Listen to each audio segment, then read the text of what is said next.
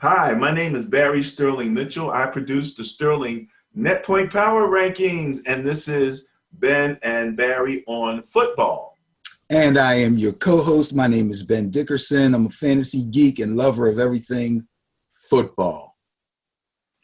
Ladies and germs, you will notice that you only see one of us at a time. We're doing a remote today, and so you'll have a chance to see each one of us individually, just like we had a cameraman or something to that effect. You know what I mean? Right, Ben? We're doing a remote. Doing the remote. That's good All enough. right. So what are we going to do today? We're going to take a look at week 11, right? We got week 12 coming up. So we're going to look back at week 11, take a look at the games on a quick basis. We are going to kick it off, however, with the Sterling Net Point Power Rankings, looking at the four most important categories as far as we're concerned. And then we're going to look at the Bias Plus Report, also known as The Matchup Show. The Matchup Show, where we'll be looking at this upcoming weekend's games. And then we'll finish that off with some commentary / rants and a review of our social media. So, Ben, let's get ready to start it off. Before we go into anything specific, which the next thing will be the top 10, any comments, concerns, questions? You want to kick off first? What I will say is I apologized, and I will apologize again for my pick segment of the show where I was trying to pick the winners and going with or against the bias. I did awful. It was embarrassing, and I'm still embarrassed. However, I did redeem myself, which you'll find out later as we talk about last week's games. Okay, all right. Okay, I'm not sure exactly if you're talking about the week before that was terrible for everybody versus last week. That's exactly what I'm talking about. Okay, that's what I kind of thought. I know you had a rebound. All you had to do was stick with us, and you'd had a rebound. We had a rebound big time last week, posted in somewhere a little above 85% in the win-loss column, even though we always say the main thing that we like is that the trends that the Sterling Net Point ranking shows, and usually what you'll find in your top third of the rankings are your playoff teams. So here we go. All right, Benny, let's start out by taking a look at the Sterling Net Point Power Rankings top 10 with one of our favorites of all, Tide. We all love Tide. Can you see Tide okay? Yes, I can. Great, fantastic. And we are doing the top 10 because, like I said, generally these are your playoff teams, and you're going to see some shuffling and things of that nature. And, as we move toward, but you know who your leaders are. So in the turnover differential, which means that the difference between your giveaways and your takeaways, or your takeaways and your giveaways, same thing. Looking at number 10 in the top 10, and I got to give these guys some love, man. They're in my division, my beloved Niners, the Cardinals, man. Young Kyler Murray is not turning the ball over. That's a big plus for a young guy who was questioned at every turn as to whether he deserved to be the number one pick overall. They brought up his height and all kinds of stuff, but the bottom line is, in my eyes, he's a bona fide NFL receiver, NFL quarterback, and he's still got more to show us. And in the years to come, I'm sure this whole thing will bear itself out. Obviously, their team is going to have to improve overall, but the kid proved that he can play.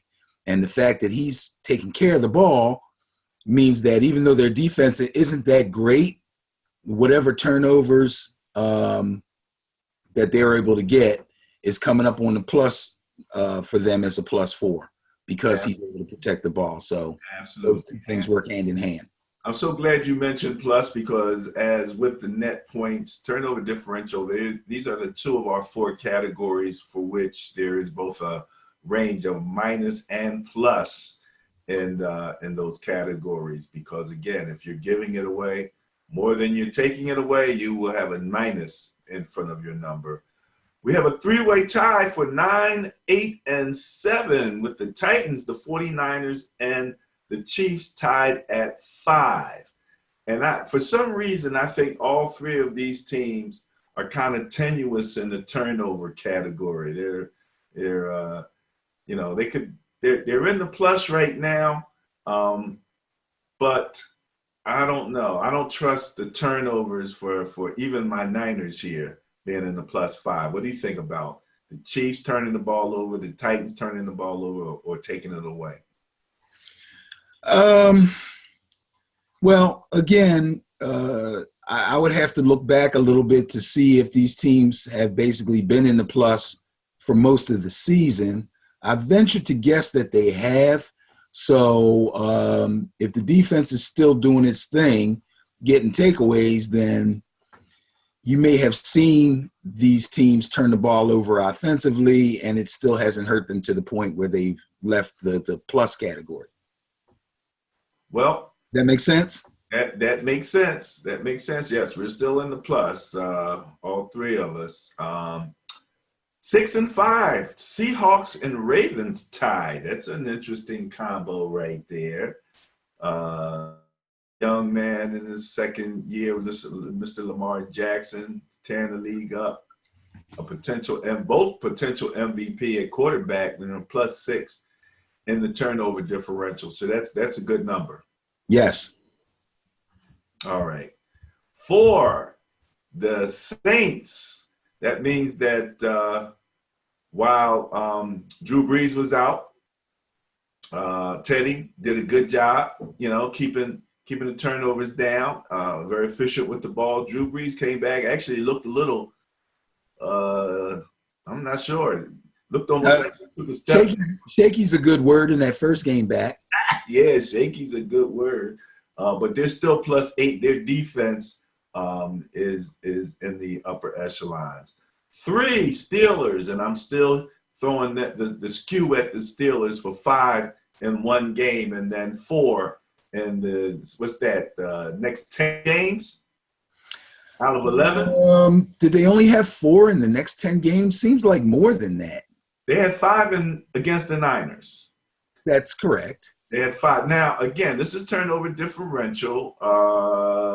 Don't know if my Niners got any from him, from the Steelers. Okay, I'm pretty sure the Steelers were still turning the ball over at a pretty good rate per game.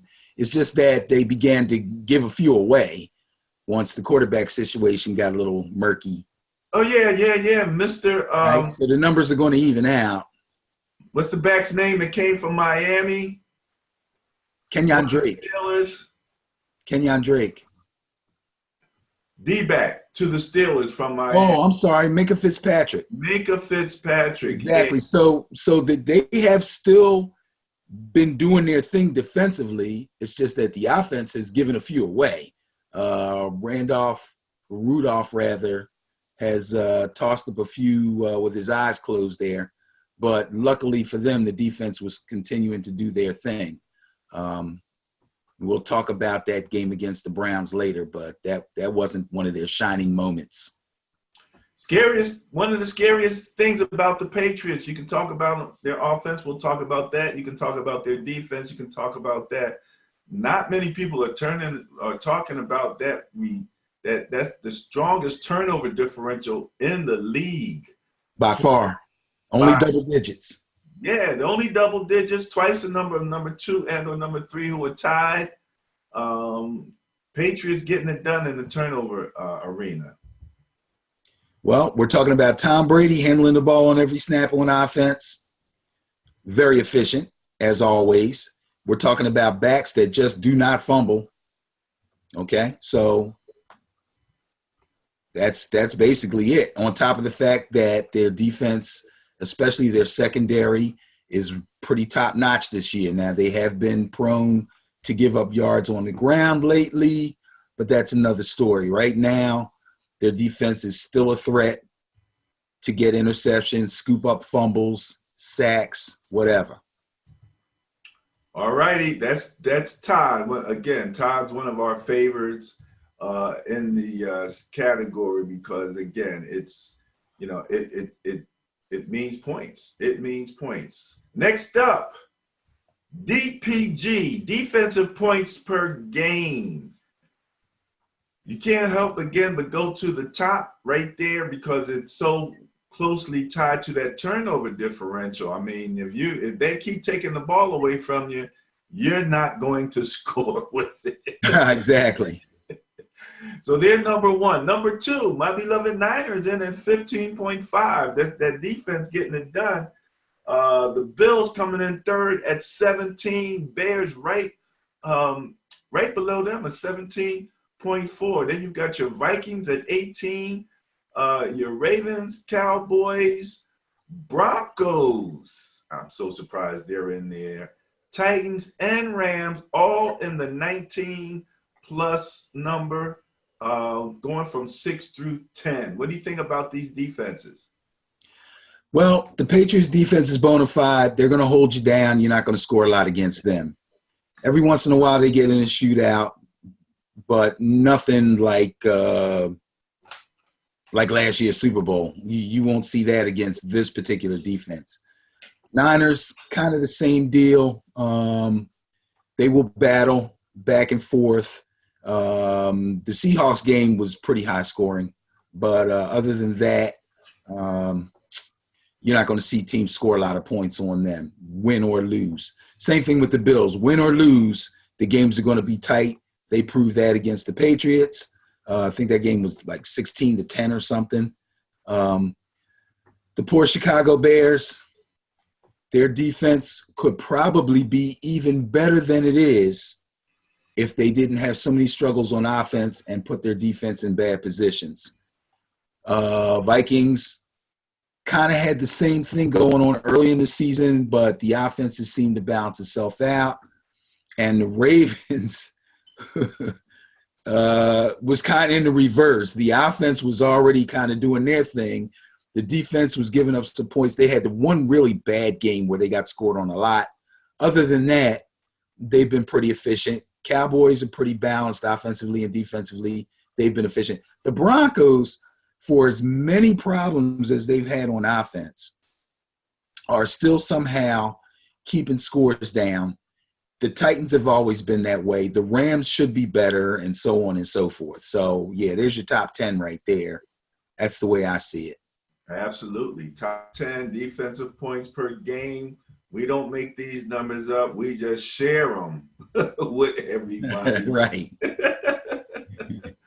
Because, man, I mean, that's good to know, you know.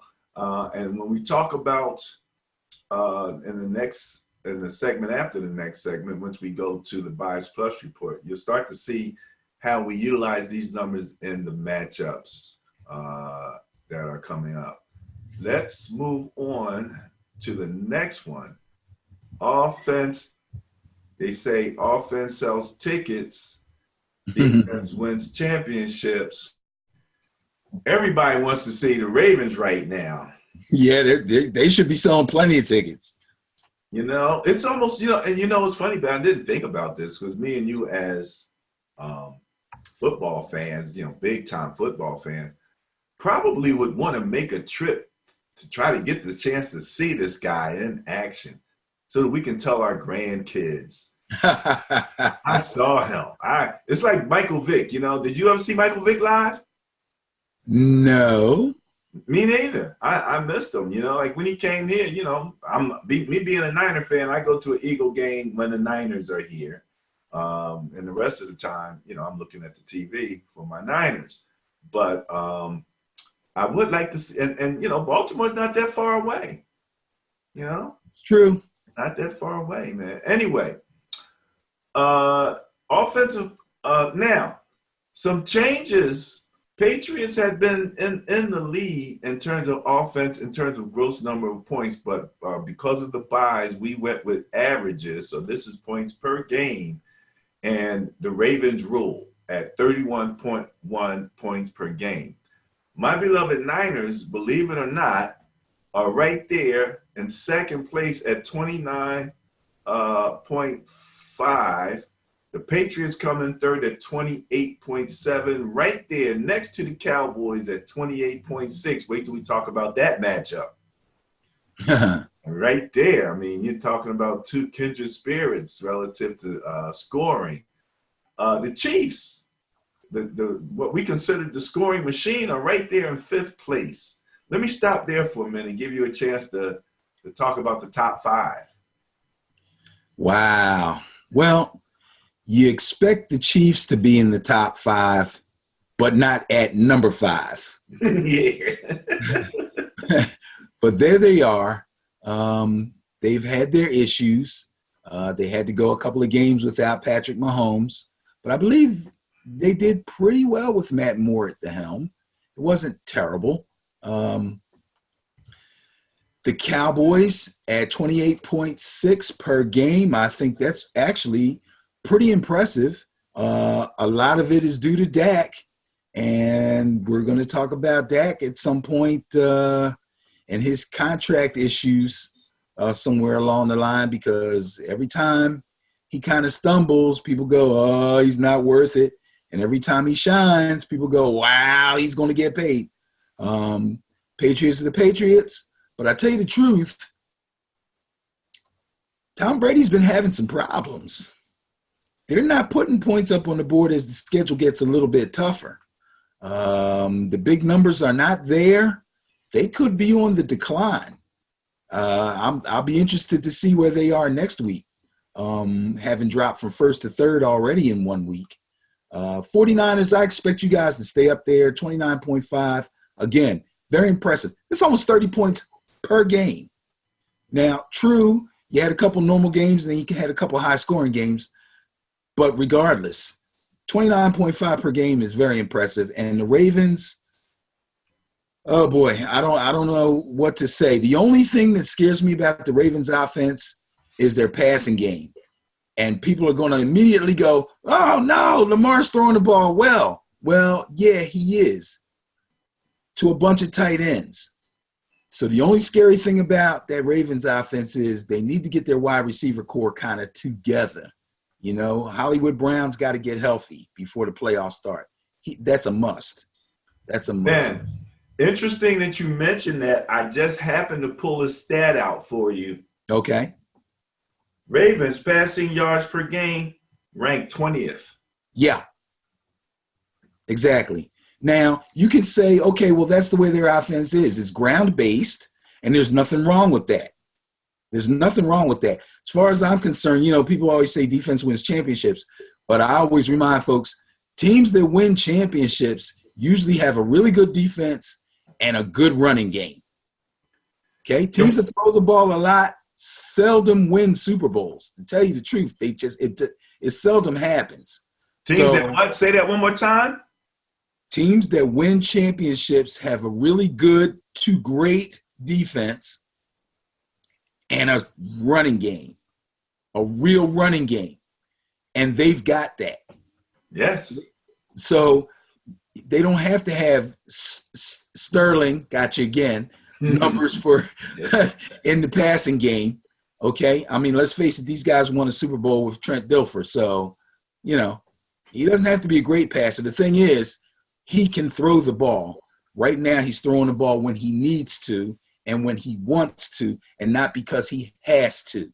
And that's all pluses for the Ravens. Let me say this. This is a Madden moment. You can see behind me, I did play my franchise season game against the Green Bay Packers. I'll hold the outcome till later when we talk about the matchup in the Bias Plus report. But what I wanted to mention was that last week I was modeling the Ravens. I forget who they were playing. And so I started to play with the Ravens. Only when I'm playing with a different team, because I normally play with the Niners, I use my Niner playbook because I'm familiar with that. Right. But because the Ravens were always talking about this offense that you've never seen before, right? And then I heard recently that the Ravens had more pistol formations than any other team in the league. I was like, well, let me try the Ravens offense. So I'm playing with my Niners, utilizing the Ravens playbook. I like it. I like it. I like it. I like it. And one last thing I'll mention, one of the reasons why I thought that I could run this with Garoppolo is not because he's going to do any running. But I remember that when Peyton Manning was with the Broncos, they were putting him in the pistol. Yes, Not yes. run, but it was like a quicker 3-step drop situation. Yes. He's already 3 steps back. Right. So he's seeing it, he's tossing it, he's moving that ball quickly. And there are some good, the running options. You got all types of running options. And that's kind of an area of similarity between the Niners and the Ravens. We've thrown a lot to our tight ends too. We're kind of more of a running team, than anything else. And so I liked it. We'll talk about my results, however, later. All right. Okay. So where were we at here? We were looking at, let me bring this back up for everybody to see on the points per game here. All righty. So Chiefs, so your bottom 6. So again, here's your boy Jameis, number 6 in points per game, putting up the points. Yeah. Ahead, just a tad ahead of Russell Wilson, much less. Yes. And I'm sorry. Once again, the only people who are really happy about Jameis Winston and what he's doing this year are fantasy football players that have him as a quarterback in leagues where they don't charge points against you for interceptions. So there's a select group of us out there who are playing fantasy in leagues that don't give minus points for fumbles and interceptions, who are loving Jameis Winston right now because he's almost guaranteed. In fact, he's guaranteed to get you points at the quarterback position in fantasy. Doesn't matter if he wins or loses the game, as long as he puts up the numbers, and he is ringing up numbers. Well, he's ahead of Russell Wilson. He's ahead of Kirk Cousins. Yep. He's ahead of Aaron Rodgers and Deshaun Watson. Ain't that something? Now, obviously, we're just talking about points because all those guys are far more efficient passers than he is. So, Are they more efficient passers? They just got better defenses. Efficient in terms of not turning the ball over. They are all far more efficient passers than this guy. And by efficient, you mean? Efficient meaning getting results and still protecting the ball. Okay, and still protecting the ball. Absolutely. Yes. You got to do both. He only does one. And what are those leagues called again? The ones that don't. They just are what they are. You can, in fantasy, you can make your rules pretty much anything you want. Most leagues, as a matter of fact, I don't play in any leagues that give minus points. I think that's goofy. I think everybody should be on a level playing field. If you do something good, you should get rewarded for it. And if you don't do something good, then you don't get rewarded for it. But if you do something bad, let's just erase everybody's bad and just keep it nice, That's the way I look at it. Well, it kind of offends my yin yang philosophy, but that's okay. We'll leave it at that right now. Let's move on to the king of all of the stats, net points. All right, we're going to go to the bottom here. Let's start with number 10, the Saints at plus 39 net points. When you hear people talk about the Saints, it's, they're automatically putting them in the playoffs. They're automatically saying that this is a top team, that, they're giving them all types of love. But they are 10 out of 32 in terms of net points. That's true. That's true. I'm going to look real fast here. And in the defensive points per game category, they were 4th. Ah. Okay. There you go. And in the offensive points category, they were 13th. So they're pretty outstanding at defensively controlling the teams that they're playing and keeping the scores down. But and I'm not blaming Teddy Bridgewater for this, but I think they kind of tapered their game plans for Teddy to keep things real simple, which is going to take the blowout games kind of out of it. I mean, they won every game that he started, but I don't think they blew anybody out. I think they were just efficient, kept it close to the vest, ran the ball, safe passes. Nothing wrong with that. Remember, we're talking about points and, they're this and they're that, but these teams, they're just trying to win. Now, let me pause you for 1 minute because I want to make sure of something. Okay. You said defensive points per game. The Saints were where? Let me make sure I'm looking in the right spot. Oh, I'm sorry. That was turnovers. I was in the incorrect column. They are actually, oh my. I think this will answer our question. They're 12. Yeah, they're more like 12. Yeah. So, yeah, okay. Well. But, this is interesting because they're 12th at 19, and they are 13th offensively at 23.8 points per game. So there's where you're getting your. So we're looking at some relatively low scores, close games. Right. Right. Teddy was efficient. Yes, and they won. So, again, they had a couple losses, right? Who they lose to this year? Do you remember? Somebody they weren't supposed to. I think they lost to Atlanta, and somebody else they weren't supposed to lose to. Atlanta, crazy.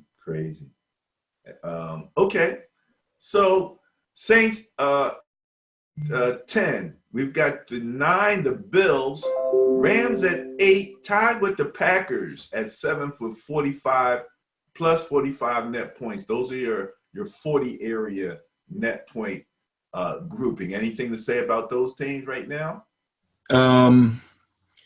I don't think that the Rams are going to be hard pressed to stay up there. I really think they're starting to descend.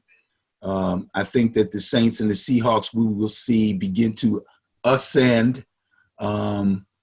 I think they will either get right under, well, they are kind of right under the Chiefs and Packers, or go right above the Chiefs and Packers. There's going to be a lot of jockeying going on, man. We're going on week 12 here, okay? Teams are really jockeying for playoff positions. The teams that look strong and look like they're going to be division winners still have something to play for because they want home field advantage for as long as they can and get it throughout if they can. Teams that are in second and third place in their divisions but have strong records are looking to grab a wild card at best. So nobody can go to sleep. Nobody's safe. Nobody's safe. So like I said, I expect teams like the Saints and the Seahawks to begin to ascend. I think teams like the Rams will descend. I think teams like the Chiefs, and I've already kind of spoken of my disdain for them, will begin to descend. And they're going to be hard-pressed to hang on to win that division. And if they don't win that division,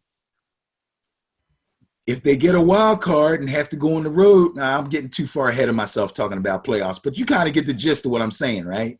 Well, in other words, don't be disappointed. If you're a Saints fan, don't be disappointed at their 39 net points and they're sitting at 10, because that's going to change. You mentioned the Rams. You said descend for the Rams. Yes, I believe the Rams will descend. let me run down the remaining schedule for the Rams real quick. Okay. All right, starting with this coming weekend, they play the Ravens. Now That's that a might loss. cause the beginning of the descent right That's a there. loss. We'll talk about that a little bit later. But then they have the Cardinals. That's a division game. That's where you get the weird factor. That Then could they be a have the loss. Seahawks. That's That's a another loss. division game, right? Then you got the Cowboys That's conference another game. loss. And the Cowboys are probably going to be fighting for a division title at about that time, depending on what the Eagles do. Right now, at best, they're 1-3. Then you got the Niners, week Oh God. 16. Then they go back to the Cardinals. So they got 1, 2, 3, 4 out of the next 6 games in the division. Wow. And guess what? I bet you $1 to a donut they split with the Cardinals. I bet you they win one and lose one. I wouldn't doubt it. Again, the Cardinals are that's an amazing situation, and we've been watching it, and I got respect for them guys. I'm not. It's strange, but they're hard to stop offensively. They give you all kind of fits. If they just had a little bit more efficient running game, and it's probably they need some improvements on the offensive line. But if their running game was a little bit more solid, they would be a real problem. Well, the run game, when you're talking about the air raid, is secondary, obviously, to the pass, and that's just how it's set up. Sure. But they throw to the backs, and I think now that they have the running back from the Dolphins. Yes, Kenyon Drake. Kenyon Drake showed up big time against my Niners. Kind of surprised us. I think they have a good backup, replacement, But long story short, they still have some ways to go. Moving up, net points. We talked about the Rams and the Packers at 45. Did you have anything to say about the Pack real quick? The Packers? To me, the jury's still out on the Packers. They're too iffy. They're too up and down. The first couple weeks of the season, everybody's saying that Aaron Rodgers and the new coach aren't on the same page. Then they get a couple of impressive wins, and everybody's like, "Oh yeah, we see what's going on now. They got it clicking now." And then I don't know about the Packers. But you were big on their defense. Yeah, I was big on their defense until I realized that because they had the game flow going their way a couple of times, teams had to throw the ball against them, and their secondary is pretty good. But when things are even and they don't score early and teams get to running on them, oh boy. Woo. Well, they are 14th in defensive points against. So they're behind the Steelers. They're just above the Colts. They're right in that range. That's the neighborhood, as we like to talk about. All right. Let's see here. I want to make sure that I'm actually in a share mode here. There we go.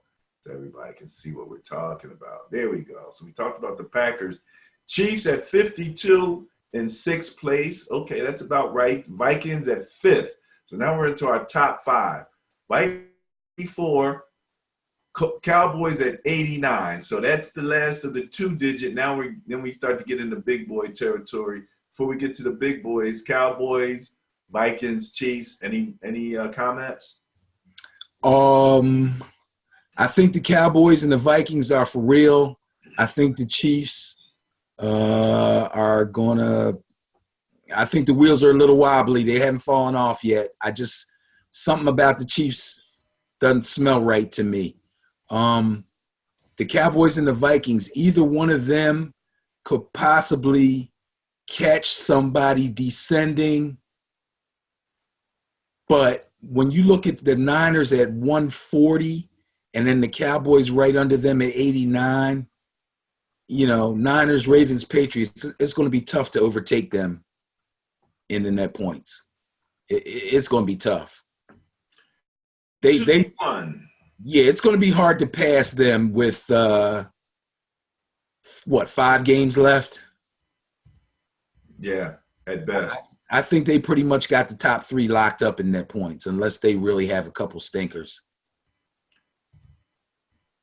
Okay, well I want to share some that pretty kind of wraps things up. Let me share a couple things here. Where are we on the share? Number one, everything that we just went over, you can find at Sterling Net Point Power Rankings. If you go to www.sterlingnppr.com, that's where you will go. It is our public Facebook page. And here we have the total graph so that you can see in net points that you've got your positives and you've got your negative. I'm not going to go too far up on it right at this particular point, but you can go there and you can find that information in addition to all of our other things. We do this on a weekly basis. You'll find my blog there. But we're going to get ready to end this particular segment. Ben, relative to your top 4 categories: net points, offensive points per game, defensive points per game, and tied turnover differential. Any comments? Once again, things are beginning to come into shape. In years past, things have been a little bit clearer at this point in the season, but the fact that they're not clear is actually a good thing to me. That means that competition is alive and well, and people are scrambling to win games and get into playoff position. So we're going to see the numbers fluctuate some more, and it's going to be hard to pick winners, real hard. All right. Well, that wraps up the top 10. Next up, we're going to do the review of Week 11's games and see how our Bias Plus report held up last week. And we'll see how Ben, if he embarrassed himself last week.